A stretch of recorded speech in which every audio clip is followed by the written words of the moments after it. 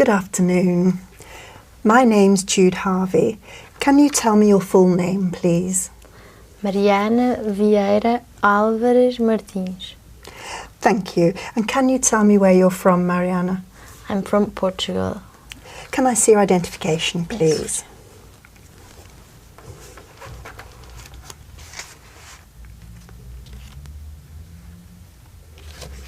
Thank you, that's fine. You're welcome. Now, in this first part, I'd like to ask you some questions about yourself. Tell me about your hometown. What do you like most about your hometown? So I live in Cascais. It's a little town near Lisbon, around about 25 kilometers, and it's on the coast. So we have there a lot of beaches, and the weather is pretty warm in the summer, and it's not that cold in the winter. So we have a pretty good weather.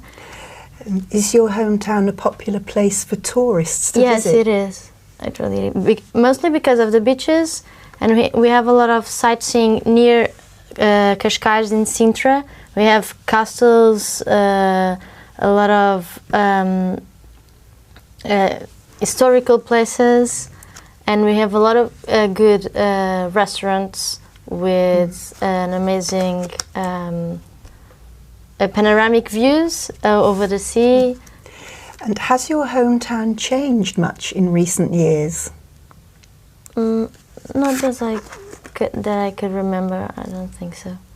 It's pretty much the same. Let's talk about free time now. How much free time do you normally have? I don't have much free time because this last 4 months I was making an internship. So it was from 10 to 6, then I had to come back to home, and I only had about 3-4 hours per day, but on the weekends I have a free time, and I like to do surfing, go to the gym, go out with my friends, be with my family, reading. Have your leisure activities changed much since you were young? Yes, quite a lot. When I was around 12 and until 16, I used to do gymnastics. Then I quit the gymnastics. I started to surf. And I surfed a lot. I started school at 8, and sometimes I went to the beach before 8, so 6 I was in the beach. And now I don't. If you had more free time, how would you spend it? Traveling around Portugal, maybe, knowing some other places around, and more sports. Let's talk about photos now. How often do you take photos? Quite often. I like to take photos to save some moments that I am enjoying, or when I'm traveling. Not here in Cambridge, I take a lot of photos, and when I'm traveling around. Do you prefer taking photos of people or of places? People. I prefer Why? people. Because I think it's less boring than later to see pictures, to remember. What do you do with the photos you take? I charge them into my computer, and the ones I prefer, I try to print them, and then I put them on the album or even in a portrait in my room. Do you think the way people take photos is changing?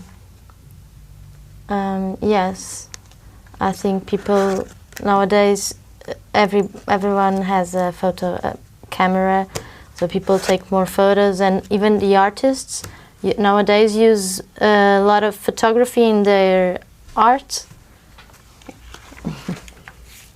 Now, I'm going to give you a topic, and I'd like you to talk about it for 1 to 2 minutes.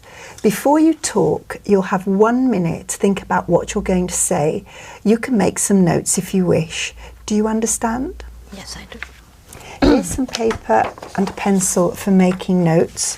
Thank you. And here's your topic. I'd like you to describe a situation when someone that you didn't know helped you. Okay.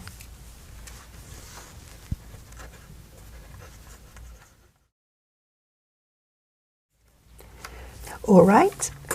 Remember, you have 1 to 2 minutes for this, so don't worry if I stop you. I'll tell you when the time is up. Can you start speaking now, please? Yes. So, about 4 months ago, I went to Southeast Asia with a friend. We were planning to do a trip around Southeast Asia, and we started the trip in Laos. We've been told that we could buy the visa from Laos to Vietnam on the border. So we were in Vientiane, that is the capital of Laos, and we took a bus called VIP, but actually it was not VIP at all. And we made a 20 hours bus trip to the next border, where we were going to stay there, because the next bus that would cross the border was just in the other day. So we got to that place and we went out to dinner in an Indian restaurant.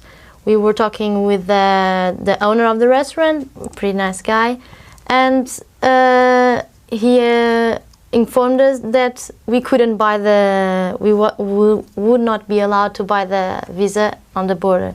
So he informed us how to get the visa in the internet. We couldn't because it was too late. We need more time. So he explained us which bus we would need to take to come back, where to take to apply for the visa.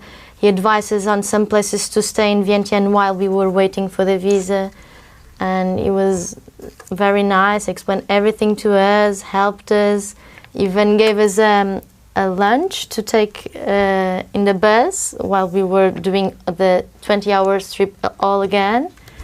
And thank you. Can I have the booklet and paper and pencil back, please?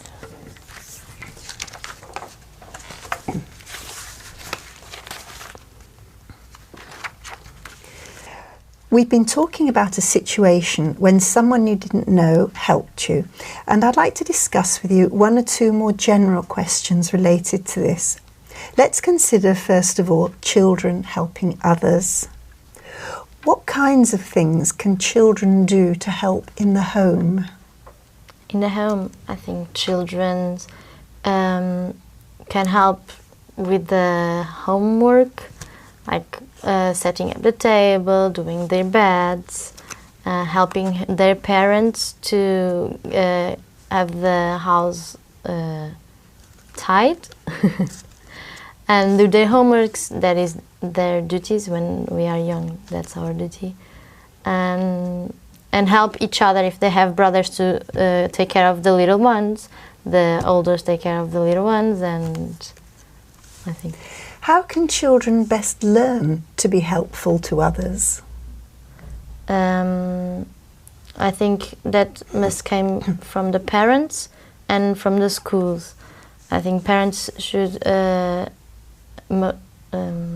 motivate them or encourage them to help their brothers, to help at home, and at school schools should encourage them to help other children that need more than them, like the poor children, and know about the different opportunities that unfortunately we have today. What ways can schools encourage children to help the community? In Portugal, they do a lot of this, like doing manual things. The children do manual things, and they try to sell to their parents, their family at home, to collect some money to give to the poor. Like my brother and their friends, they made necklaces and little things, and they sell in the beach to parents, and then they collect the money and buy a chair, a heeled chair for children for an hospital. collecting the capsules from the bottles. In Portugal, if we collect the caps, they can be changed or help to buy a new chair also. Let's think about working for other people without payment. What types of voluntary work are most popular in Portugal? I think the most popular are helping elderly people in the centers of elder people, and in the social neighbors to help with the activities to the youngest, like dancing or even teaching, helping doing their homeworks. I think those are the most common. And collecting food in the supermarkets. We do that a lot. And do all age groups take part in voluntary work? Yes, since since 16, I think. We have to have 16 to start doing voluntary work. And how can individuals benefit from doing voluntary work?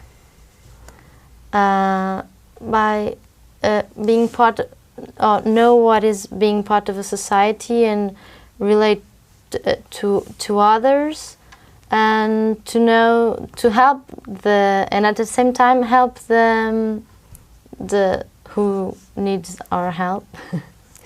And what ways can voluntary work improve life for the community? Helping the community to get along and to fight for the same cause. I think is it. Thank you very much. That's the end of the speaking test. Okay. Thank you. Nice to meet you.